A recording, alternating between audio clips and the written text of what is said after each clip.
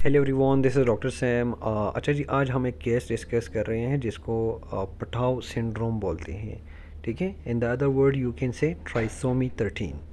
अब देखिए, इसमें आपके पास मुख्तलिफ़ किस्म की फ़ीचर्स होती है बेबी के अंदर पैदाइशी तौर पर। एक है एम्पेलोसील। ठीक है, ये एम्पेलोसील है, इसमें आपके पास इंटेस्टिनल कंटेंट्स होते हैं, some time liver can also be है, और वो जो है एक सेक के अंदर मौजूद होती है। अगर ऐसे ही कंटेंट्स बाहर निकले हो और सेक ना हो तो उसको गैस्ट्रोइस्कियासिस बोलते हैं। ठीक है, बट दिस इज़ एम्फेलोसील। अब एम्फेलोसील एक फ़ीचर हो गई। दूसरी कौन सी होगी पटाव सिंड्रोम के अंदर? दूसरी होगी क्लेफ्ट पेलेट और क्लेफ्ट लिप। ठीक है, दोनों चीज़ें इसके अंदर होगी।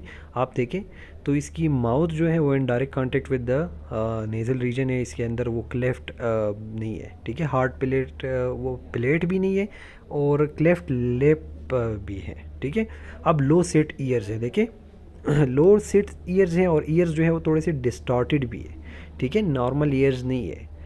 अम, ये इसकी फीचर्स हो गए omphalocele, cleft left and cleft palate. ठीक है, लो सेट ईयर्स।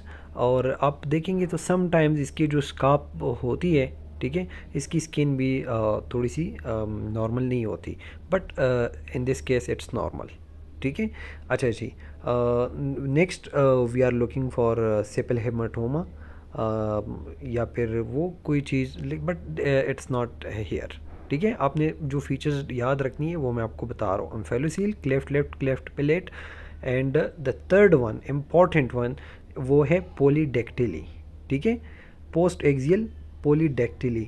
अब देखिए, जो लिटिल फिंगर है उसके पास ही एक दूसरी भी फिंगर मौजूद है, और ये सिर्फ एक हाथ में नहीं है, ये दोनों हाथों के अंदर मौजूद होगी और दोनों पाँव के अंदर मौजूद होगी। देखिए यहाँ पे भी है। ठीक है, और अगर नेक्स्ट इसमें भी आप देख लेते हैं तो यहाँ पे भी है। तो चारों लेम्ब जो है उसमें पॉलीडेक्टिली होगी। अब ये देखिए इसकी सारी फीचर्स यहाँ से हम पढ़ लेते हैं। ओके, यहाँ पे आप देखें the same thing. Genetical basis ये है कि ट्राइसोमी 13 है। ठीक है, और इसमें it is associated with advance maternal age. ठीक है, माँ की उम्र जितनी ज़्यादा होगी तो इसका ख़तरा बढ़ जाता है। इसमें कार्डिक एबनॉर्मेलिटीज़ भी होती है, लेकिन वो तो आप इको के अंदर देख सकते हैं कि वीएसडी होगी, एट्रियल सेप्टल डिफेक्ट होगा, पेटेंट डक्टस आर्टरियोसिस, कुछ भी, but you can see it in echo, not physically. ठीक है, डायरेक्टली। अच्छा जी, द नेक्स्ट थिंग आप देखें सेंट्रल नर्वस सिस्टम। ठीक है, सेंट्रल नर्वस सिस्टम ये कि ये सिवियरली मेंटली रिटार्डेड होते हैं। ठीक है, सीजर्स इनमें हो जाती है। ठीक है, इनका जो हेड सरकम्फ्रेंस है वो भी अप टू द मार्क नहीं होता। ठीक है, माइक्रो ऑप्थेल्मिया, छोटी छोटी आंखें होती है, लो सेट ईयर्स होते हैं। ठीक है, बाकी जितनी भी थी वो मैंने आपको बता दिए कि एम्फेलोसील है। अगर हाथ आप देखेंगे तो क्लेंच हैंड होता है, और जो एक्स्ट्रा फिंगर होती है पॉलीडेक्टिली वाली वो उसकी ऊपर आई हुई होती है। ठीक है, क्लेफ्ट लेफ्ट प्लेट आप देख रहे हैं। इसके अलावा जो है रीनल एनॉमलीज़ भी इनके अंदर होती है, लेकिन हमारे पास एक दूसरी बीमारी है, उसमें रीनल एनॉमलीज़ बहुत सेवियर होती है।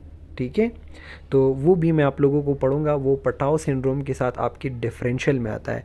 ठीक है, पटाव सिंड्रोम और जो दूसरी मैं बीमारी आपको पढ़ाऊंगा उनमें बहुत कुछ चीज़ें हैं, बहुत कम चीज़ें जिनका फ़र्क है। ठीक है, इसके अलावा लेम्ब एनॉमलीज़ आप लोगों ने देख लिया, और इन बच्चों का जो है प्रोग्नोसिस बहुत ख़राब है। अब देखें पटाव सिंड्रोम और और मिकल ग्रूबर सिंड्रोम। ठीक है, मिकल ग्रूबर सिंड्रोम जो है उसमें भी आपके पास तकरीबन तकरीबन ऐसी फीचर्स आती है, बट इनमें जो होते हैं ना, दोनों साइड पे बायलेटरल सिस्टिक किडनीज होती है।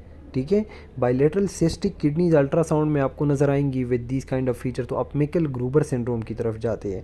दूसरा ये कि उनमें जो है इंसेफेलोसील होता है इनके अंदर। ठीक है, जो हेड है ना उनसे बाहर आई हुई एक उबरी सी जगह होती है इंसेफेलोसील, तो वो उनमें कॉमन होता है। तो ये दोनों चीज़ें जो है दे आर लाइक मिकल ग्रूबर के करीब है, but you should always know about Patau syndrome, trisomy 13, and what are the key features, वो सारा मैंने आपको बता दिए। ठीक है, थैंक यू सो मच।